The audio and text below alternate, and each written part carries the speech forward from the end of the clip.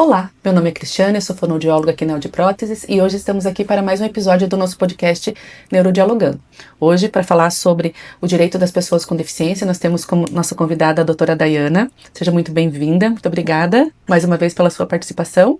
E antes da gente começar, vou pedir para que você se apresente para nós, mais uma vez. Muito obrigada, Cris. Então, eu sou a Dayana, eu sou advogada e sou mãe atípica.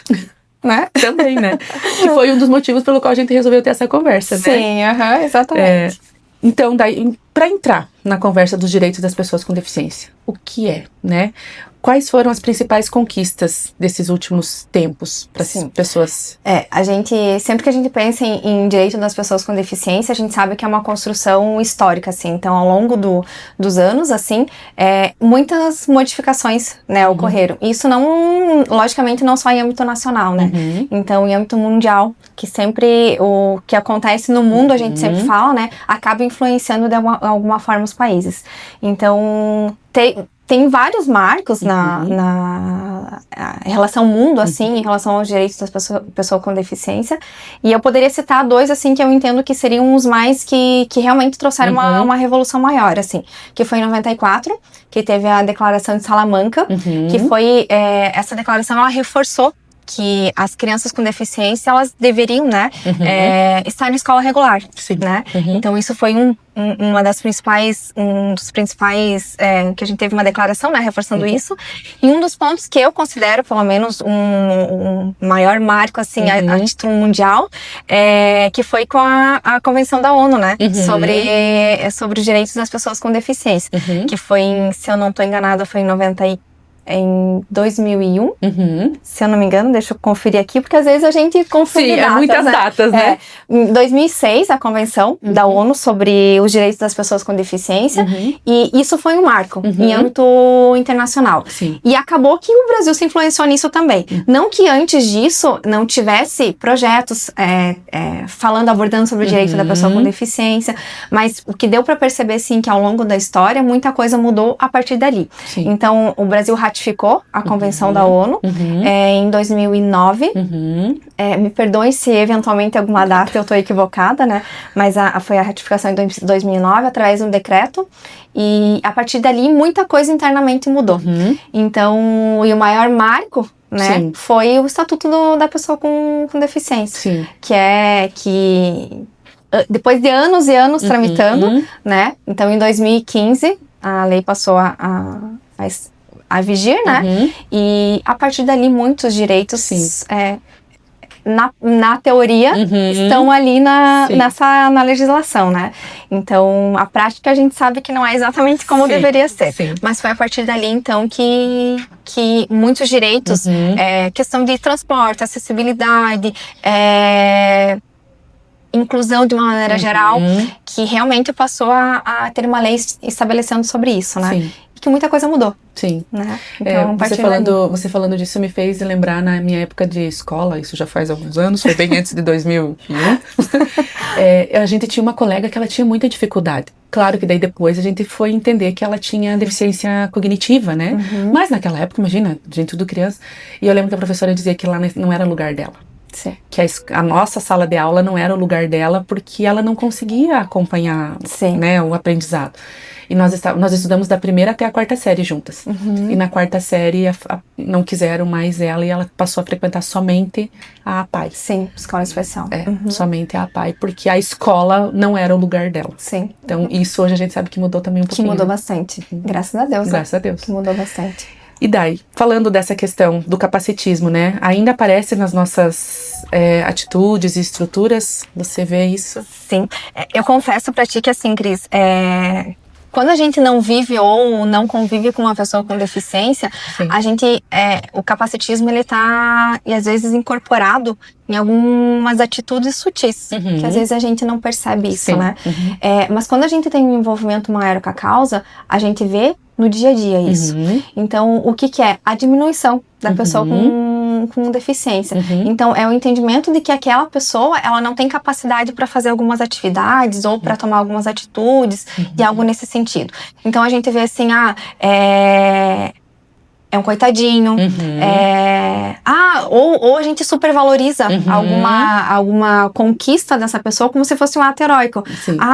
É deficiente, mas conseguiu fazer isso, né? Então, isso a gente vê muito. Sim. E que daqui a pouco, quando a gente não tem essa vivência, a gente acaba não passando despercebido pela gente, né? E isso a gente fala de maneira geral, né? Sim. Porque o capacitismo a gente tem de várias outras formas. Nas questões arquitetônicas que a gente fala, então, questão de acessibilidade, rampas de acesso, banheiros adaptados. Muita gente entende que seria só relacionado a isso, mas se a gente pegar de uma maneira geral, a gente vê isso no nosso dia a dia, né? A gente vê isso e é a cultura das pessoas, né? Então é bem complicado mesmo. É uma coisa que precisa mudar mesmo todo mundo, mentalidade. Né? E só voltando, você falou que era mãe atípica, mas a gente não contou, né? Que você é a mãe do Henrico. Sim, sou mãe Pra quem não te conhece, você é a mãe do Henrico, que tem síndrome de Down. O Henrico tem 3 anos e 6 meses. E a nossa vida mudou. E a gente começou a entender muito mais essas questões relacionadas à pessoa com deficiência quando a gente teve deficiência na nossa casa, né? Então, não que a gente desconhecesse completamente antes, mas eu sempre falo que para alguma coisa acontecer, para ter um movimento, para você abraçar a causa, normalmente é quando você é impactado por aquilo, né? Sim. E as coisas passam a fazer mais sentido. Sim. Então foi a partir dali que realmente os nossos olhos mudaram, assim. Então muitas questões que antes passavam despercebidas acabou saltando aos olhos. Exatamente.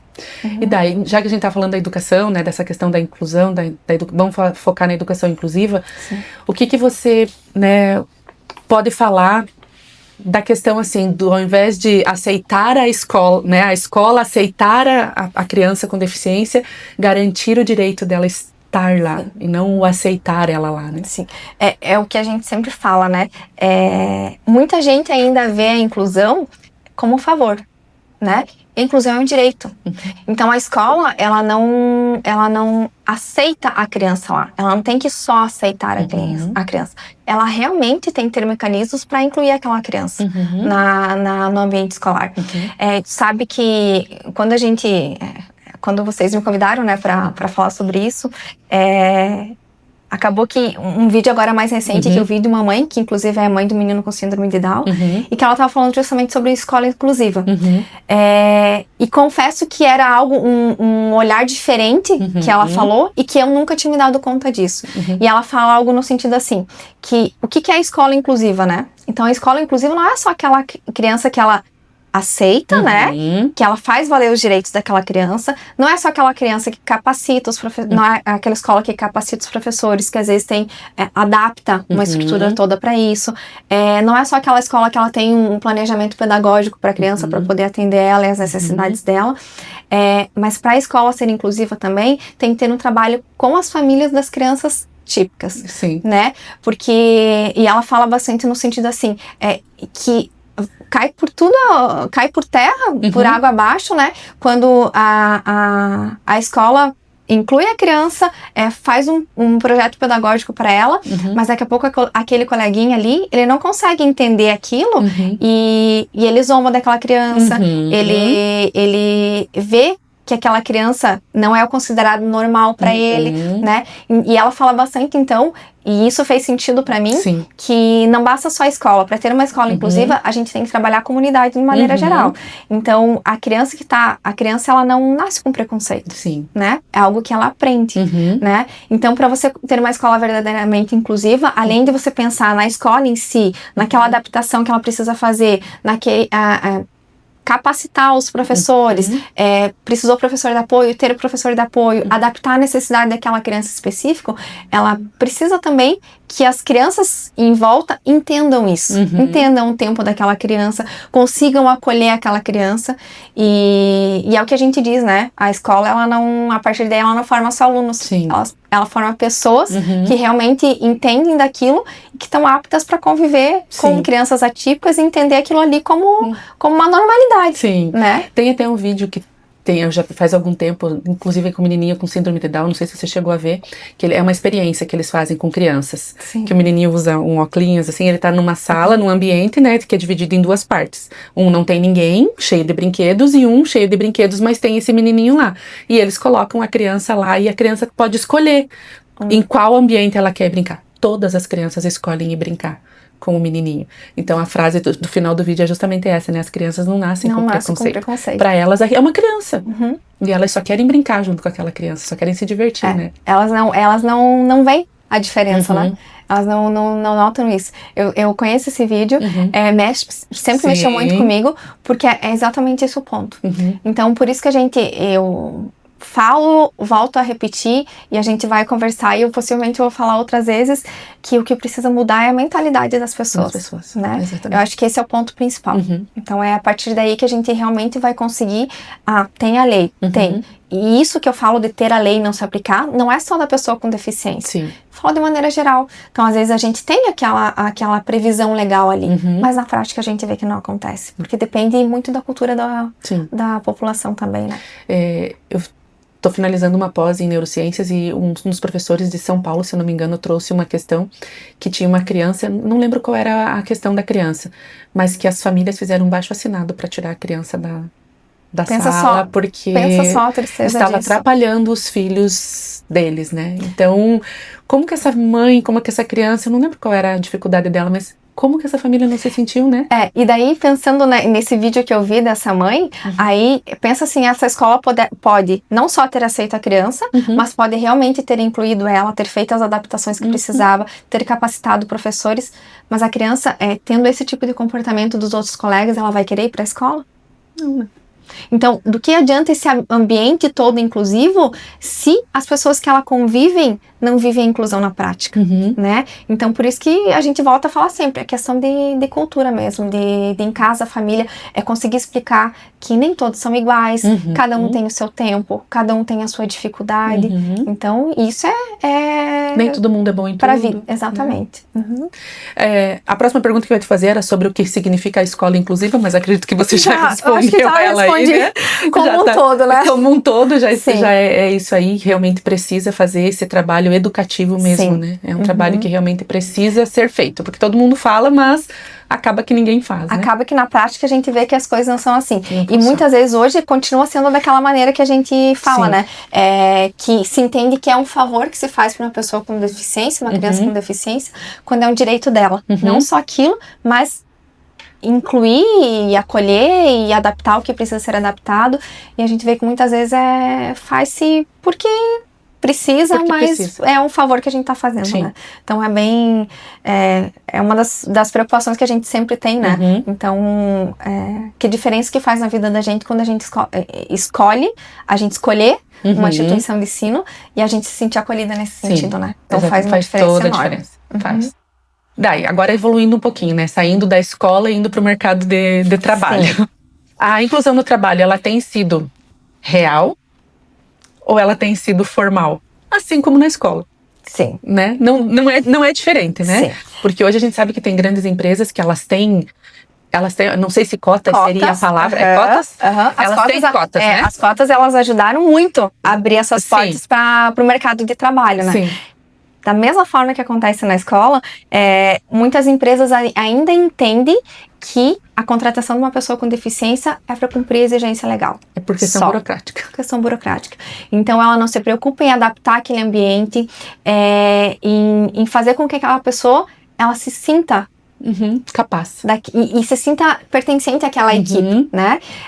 Então, tô cumprindo a lei, o que diz a lei. Eu preciso tantos %, né, de pessoas com deficiência, e é isso que eu tô fazendo. Então, o problema tem muito disso.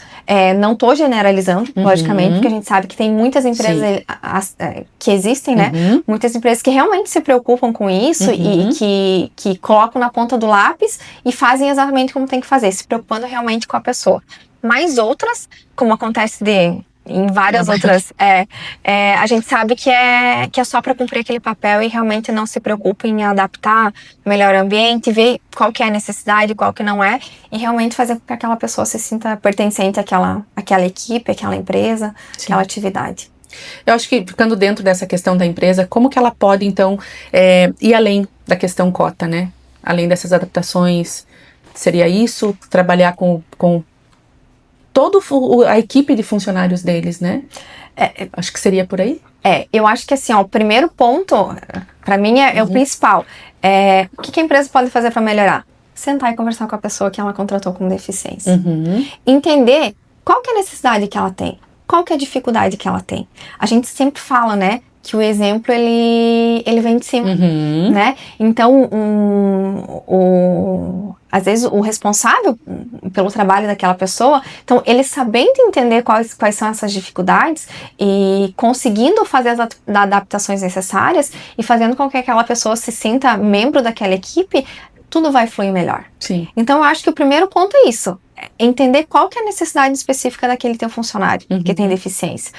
O que você pode fazer e proporcionar no ambiente de trabalho dele que possa melhorar isso para ele. Para que ele realmente se sinta acolhido e se sinta que ele é uma atividade, que a atividade que ele faz ali realmente é importante e ele não tá ali só para cumprir a lei de cotas. Um número. Né? Só para fechar então, número. Eu acho que o principal é isso. É isso. Eu acredito que seja a principal forma, assim, de realmente a gente...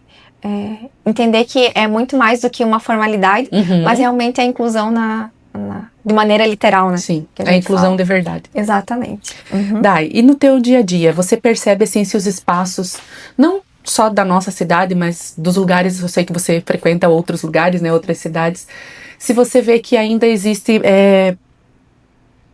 exclusão, né, das pessoas com deficiência?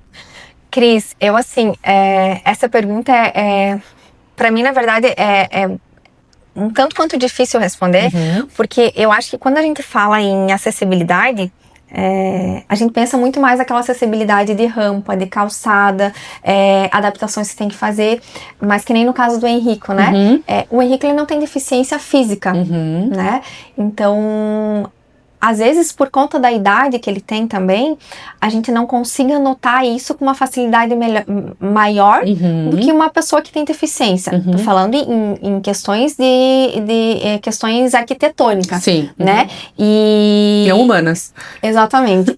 Então, se eu tivesse que pontuar para ti, qual que é a dificuldade específica que o Henrico tem, não conseguiria dizer em espaços da cidade, mas a partir do momento que ele chegou na nossa família, a gente tem outros olhos. Né? Como eu falei lá quando a gente começou a conversar. Então, logicamente que uma coisa que antes não chamava atenção, depois passou a chamar atenção. Um exemplo, vagas para deficiente. Então, isso é uma das coisas que incomoda, né? Daqui a pouco lá atrás isso não me incomodava porque eu não utilizava elas.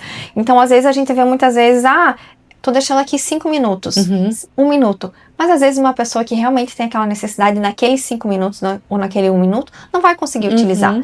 E daí a gente volta a falar de cultura, de mentalidade, de realmente a pessoa viver, conviver com isso, respeito. Então por isso que eu sempre falo, toda vez que a gente vai falar sobre isso, a questão é a cultura, a questão é a mentalidade, então a questão é a pessoa realmente entender e se colocar no lugar do outro, né? Então, eu sei que ao longo da nossa trajetória aí, muita coisa a gente vai encontrar barreiras no caminho, não só barreiras arquitetônicas, se for o caso, mas vários outros tipos de barreiras. E a gente vai ter que dar um jeito de ultrapassar isso, né? Mas eu sei que a gente sabe que muita gente sofre por algum motivo em específico, né? Porque aquilo tá atingindo de uma forma ou aquele outro. E a gente sabe, a gente escuta reclamações também de maneira geral, assim.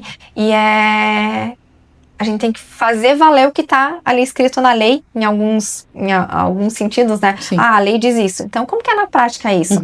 A gente tem que entender se aquele ambiente, ele inclui ou ele exclui as pessoas, de que forma que ele poderia melhorar, evoluir naquele sentido, políticas públicas também. Então, deixar de ter só o que tá ali escrito e realmente fazer o negócio acontecer, né? Sim.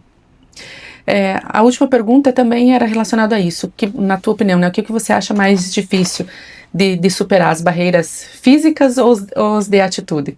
Mas eu acho que ao longo da nossa conversa já ficou bem claro, né? Porque barreira física a gente resolve, né? Sim. Com acesso, com obra, com tecnologia. Mas realmente as barreiras de atitude é a mudança principal que a gente precisa, né? Então não adianta a gente ter uma acessibilidade arquitetônica nesse sentido, e quando uma pessoa não consegue entender que tem aquela necessidade por isso, ou por aquilo, né? Então, sem dúvida nenhuma que as barreiras de atitude são muito mais difíceis, são muros invisíveis que a gente diz, né? E eles são muito mais difíceis de derrubar do que qualquer outra barreira física que a gente tenha, né? Então, e eu sei que a gente tá falando sobre as pessoas com deficiência, mas eu tava vendo um filme esse final de semana e da pessoa negra, né? Um médico que foi negligente no parto de uma mãe negra. Sim. Né? Então daí eles até trouxeram uma questão que realmente aconteceu de verdade, que não, né, o filme não retratava a história daquela mulher, mas eles queriam retratar o histórico da mulher negra, o quanto, né, elas são mais negligenciadas do que as mulheres brancas. Então assim, é a atitude que precisa mudar. Exatamente. E não é só para as pessoas com deficiência, é para tudo. Para tudo. Né? É a mentalidade das pessoas, né? É a coisa de cultura, é a coisa de você conseguir se colocar no lugar do próximo, mas é o que eu sempre digo, né? Digo e repito. Até que você não viva ou não conviva com isso, com a pessoa negra, com a pessoa deficiente, às vezes você não consegue sentir tudo que elas passam, todas as dificuldades que tem, tudo que já foi conquistado, muita coisa, mas tudo que ainda precisa ser melhorado, sabe? Sim. Então, a partir do momento que você, tu tem essa vivência, essa convivência, você muda os olhos para muitas coisas. Sim. E muitos movimentos ao longo da história foi exatamente por isso, né? Então, muitas revoluções que a gente teve foi exatamente por isso. Então, um grupo de pessoas que realmente, isso tem que ser mudado. Então, tá acontecendo isso. Sabe? Que se uniu para realmente fazer valer o seu direito. Dai, te agradeço mais uma vez por ter vindo conversar com nós. Acredito que ainda teremos coisas para conversar, né? Com certeza. Tem muita coisa que a gente acaba esquecendo de falar, né? Não, mas a gente vai lembrando no decorrer. Sim. Mais uma vez, muito obrigada. Imagina, eu que agradeço o convite. E assim encerramos mais um episódio do nosso podcast Neurodialogando. Aguardo os próximos episódios.